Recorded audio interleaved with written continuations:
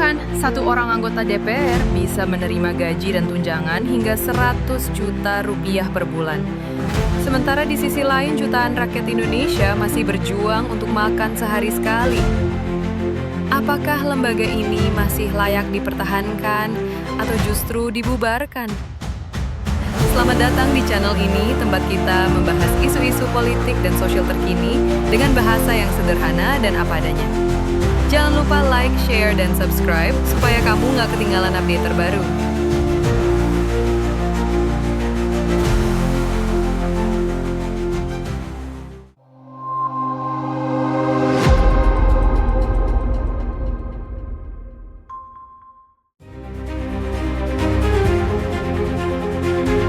Dewan Perwakilan Rakyat atau DPR berdiri sejak awal kemerdekaan Indonesia. Lembaga ini dibentuk sebagai wakil rakyat untuk mengawasi jalannya pemerintahan. Namun, dari masa ke masa, keberadaan DPR sering menuai kontroversi, mulai dari kualitas legislasi, absensi rapat, hingga isu korupsi yang menyeret sejumlah anggotanya.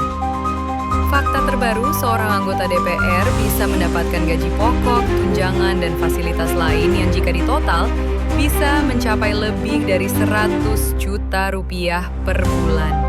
Mari kita rincikan. Gaji pokok 4 juta, tunjangan jabatan 9 juta, tunjangan kehormatan 5 juta, tunjangan perumahan 3 juta, tunjangan transportasi 7 juta. Uang paket, perjalanan dinas hingga dana aspirasi, total bisa lebih dari 80 juta. Kalau angka ini kita bagikan misalnya 100 juta rupiah, bisa memberi makan 1.000 orang dengan porsi nasi kotak seharga 10.000. Bayangkan manfaatnya jika dana sebesar itu benar-benar dialokasikan untuk rakyat miskin. Tak heran isu pembubaran DPR kembali mencuat.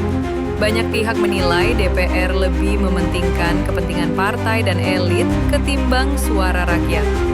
Tagar bubarkan DPR sempat ramai di media sosial, menandakan keresahan masyarakat terhadap kinerja wakil rakyat.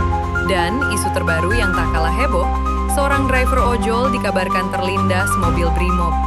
Sayangnya, pemberitaan media cenderung memelintir dengan menyebut kata terlindas, seolah-olah berbeda dari dilindas.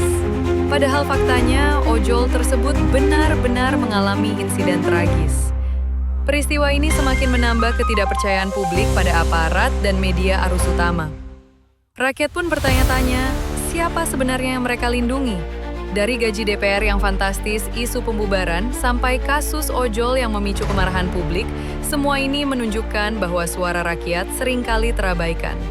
Pertanyaannya, sampai kapan kita diam? Kalau kamu setuju DPR harus dibenahi, bahkan dibubarkan, tulis pendapatmu di kolom komentar. Jangan lupa like, share, dan subscribe, karena satu klik dari kamu bisa jadi awal perubahan. Buat kalian yang sudah subscribe, kalian adalah bagian dari perjalanan channel ini. Mari kita terus belajar, kritis, dan membuka wawasan bersama. Terima kasih, dan sampai bertemu lagi.